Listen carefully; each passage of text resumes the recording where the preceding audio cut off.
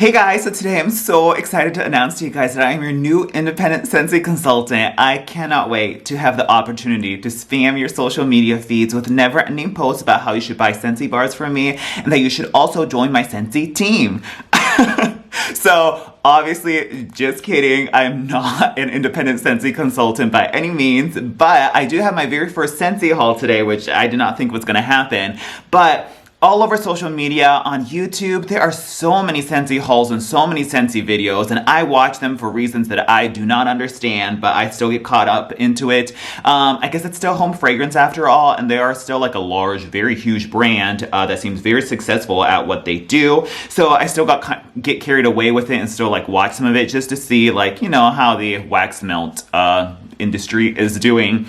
And I have my reservations with Scentsy because they are mainly a MLM, which is a multi-level marketing company. So, and once again, the consultants can get quite pushy. And so I'm just like, I don't know. Like so many of the videos out there on YouTube are like from consultants themselves. So obviously that places a bias on the reviews and the hauls. I mean, not all of them are like that, don't get me wrong. But in some instances, yes, because hello, they're selling the product themselves. So, you know, but I'm sure there's very honest consultants out there too that do not have to love everything that they, you know, sell. So I understand there's both sides, but you know, it still like puts the MLM coat over the company. So it's kind of like, okay, I don't know about that. But so many people rave about Scentsy, like absolutely diehard fanatic, truly fanatical when it comes to Scentsy, that I'm just like, whoa, like what is it with this brand or company that people are truly so fanatical over that I'm like, I kind of have to like seek these out and try these at some point. So I sometimes do like browse the website and see if I want to put in a order or not, but I think shipping is like $10 on the order, like flat. And I'm like, you guys know how I feel about shipping and about blind orders with home fragrance products that would rather smell them in person. So lo and behold, yesterday I happened to be somewhere that had a very, very, very large Scentsy booth in person.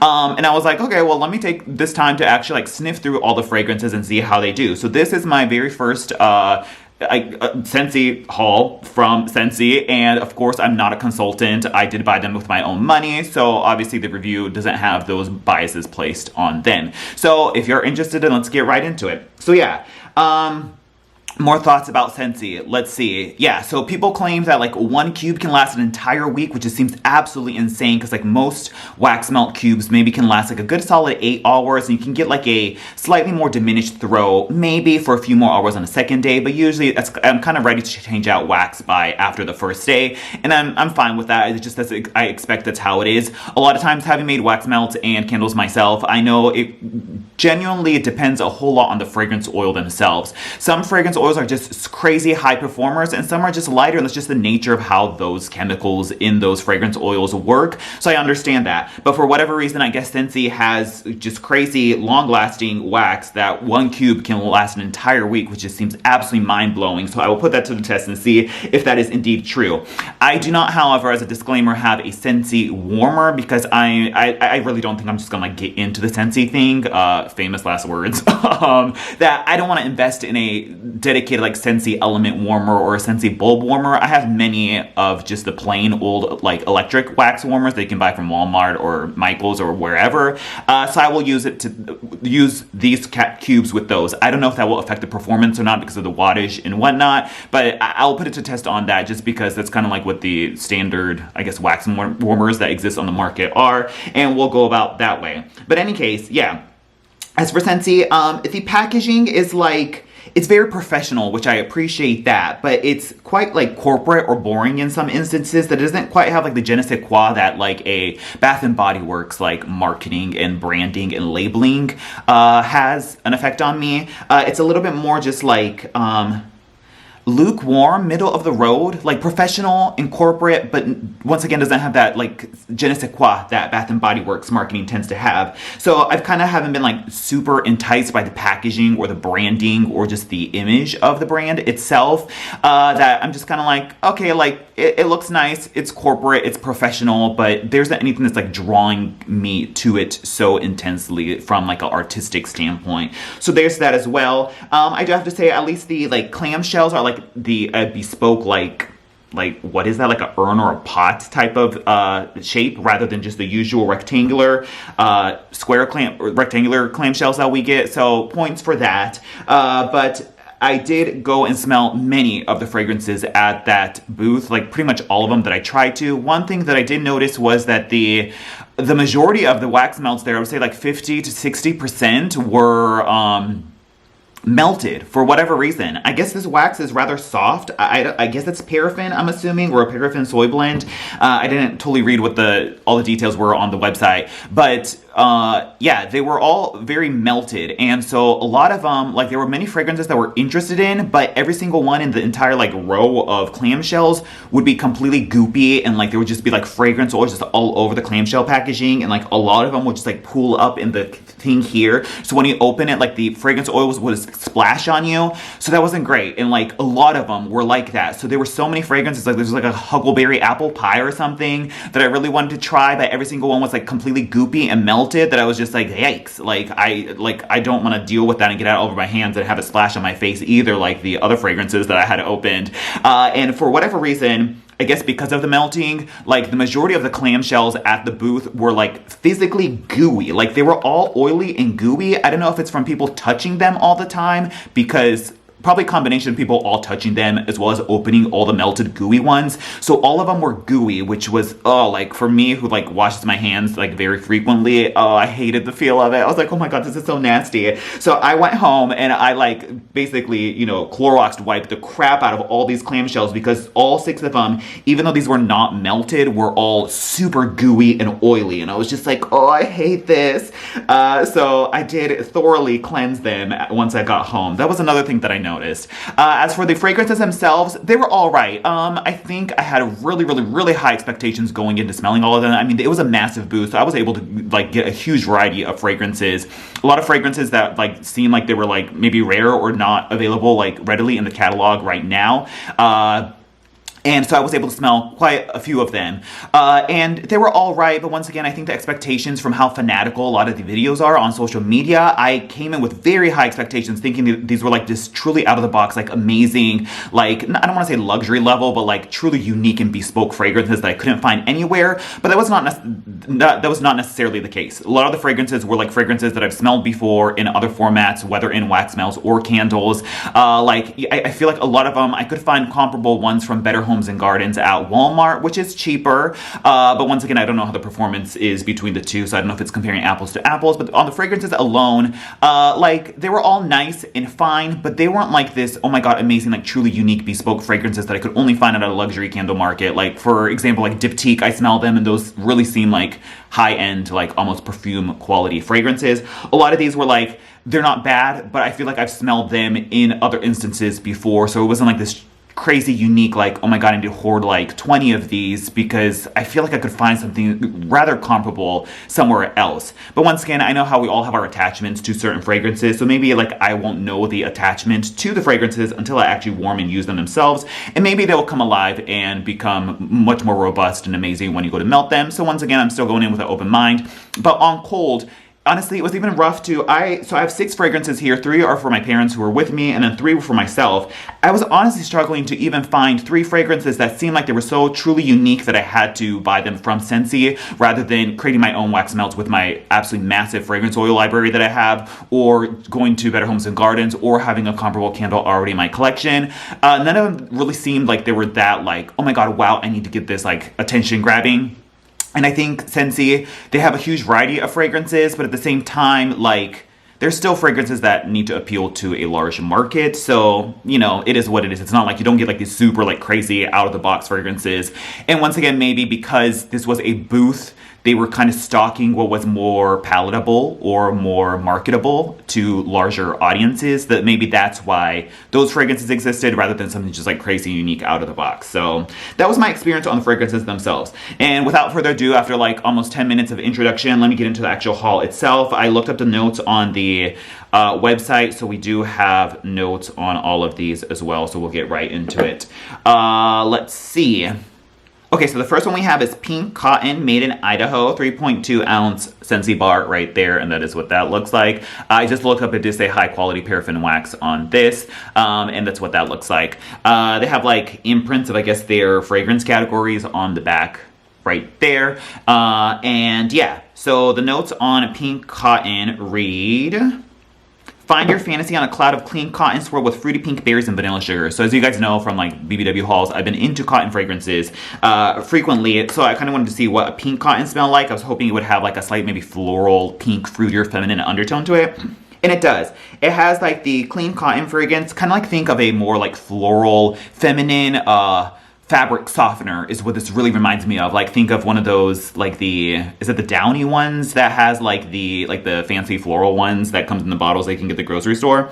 Kind of like that. It's like a floral berry cotton fragrance that kind of smells exactly how you would imagine pink cotton to smell like, and it's nice. That's pretty much all I can say about it. Pink cotton right there. So that's what that looks like. Excited to kind of use this for the springtime. Seems very spring appropriate.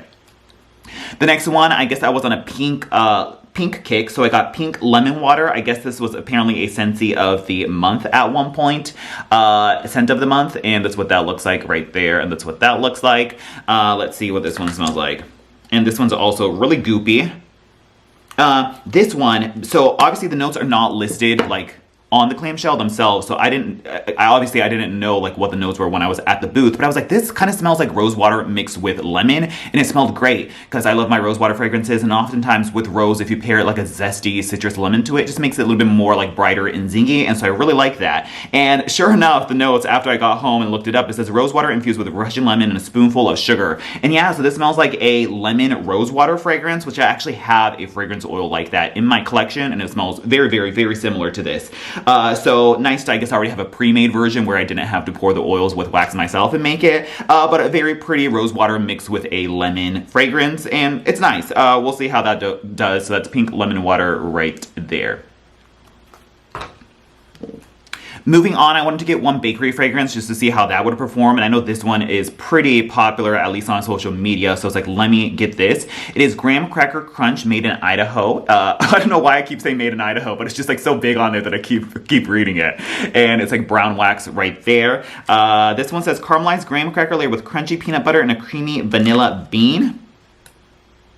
Yeah, this one's kind of reminds me of like if you mixed marshmallow fireside with pumpkin peanut brittle, which is very similar to toasted hazelnut praline from Bath & Body Works. It's kind of like that. You get that peanut butter crunchy element in there. It's not quite as salty and Ritz crackery as the pumpkin peanut brittle from Bath & Body Works is. It has more of like sort of like a marshmallow fireside, like slightly toasty vanilla fragrance mixed in there. Yeah, I would say toasted hazelnut praline, or if you liked pumpkin peanut brittle mixed with marshmallow fireside, kind of like that. Nice fragrance, very, I guess, a little bit more fall leaning, but I think I could get away with burning this or melting this now and see how that does. So Graham Cracker Crunch right there. And that was that. So those were the three that I chose that seemed, I guess, the most intriguing out of the selection they had. And my parents are, however, huge Harry Potter fans, so they wanted the license bars. So the license bars were $6.50, and I think the regular ones were $6. And they had like a buy 5 get 1 free bundle promotion going on. So that's what we did. So they picked out 3 of the Harry Potter ones, and they look like this. They're very licensed, and that's what that looks like right there.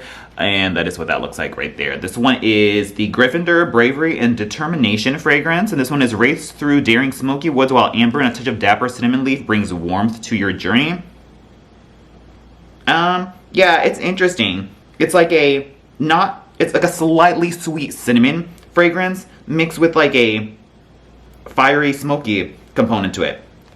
It's actually kind of nice, honestly. The thing with like licensed products is just something about them feels like a little like throwaway or gimme for whatever reason. I don't know what it is. From a fragrance standpoint, I would rather have something marketed like in a fragrance leaning angle rather than something that's just like kind of bandwagoning off of a licensed thing. But obviously I understand the huge pop culture market of branded licensed fragrances, so I understand why they do that, but it's just kind of like, oh, that's just the Harry Potter fragrance, you know what I'm saying? Not that there's anything necessarily wrong with Harry Potter or Disney or whatever they license with, but it's just, I don't know, it kind of feels like gimme, if that makes sense. I don't know, but yeah, it's like kind of like leathery, smoky fragrance with a hint of cinnamon in it, but this one is at least unique, so I do appreciate that. I feel like I haven't necessarily smelled this one in other places. It seems like a pretty like unique blend that I haven't smelled quite yet. So yeah, Gryffindor, Bravery, and Determination right there.